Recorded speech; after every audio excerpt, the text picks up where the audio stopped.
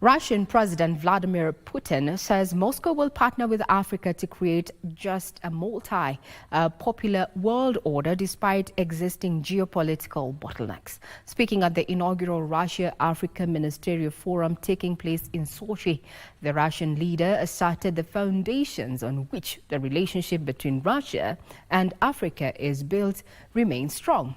Our reporter John Jacob Curia is in Sochi and brings us the details of the ongoing Africa-Russia meeting. The Africa-Russia plenary summit, led by Russia's Foreign Minister Sergei Lavrov, opened with President Vladimir Putin, emphasizing the need to promote efforts to strengthen equal cooperation between Russia and African nations, with the aim of creating a new world order. Strengthening traditionally friendly ties with our African partners.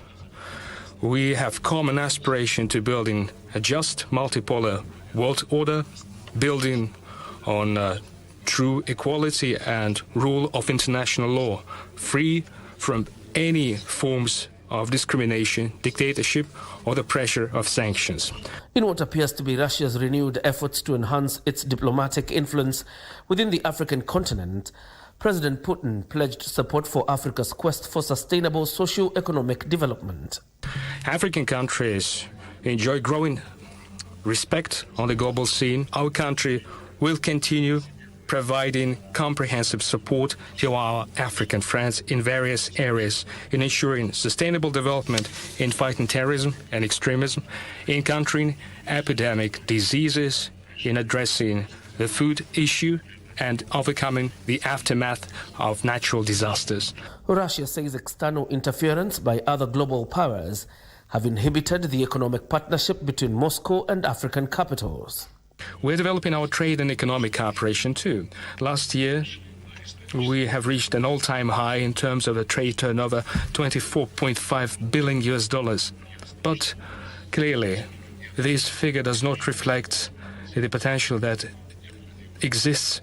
We need to realize it to the utmost, in spite of artificial impediments created by the collective West. Meanwhile, African representatives attending the summit called for unity in confronting challenges facing the continent, describing the Russia-Africa partnership as a union against those who seek to bend the rules of multilateral engagements. Is been held at a point in time when the world faces fateful challenges. These challenges call for unity in our efforts. Africa is not just the future. Africa is going to shape tomorrow and the days to come. And for those who are not going to be on that table, as they say in Kenya, you're going to be on the menu and you're going to be consumed. The Russia-Africa Ministerial Forum, preceded by a meeting of the heads of state and government from Africa and the Russian President Vladimir Putin, hopes to build on the gains made so far and probably influence diplomacy in the African continent that has largely been influenced by the West. Reporting for Sunday Express from Sochi in Russia, my name is John Jacob Curia.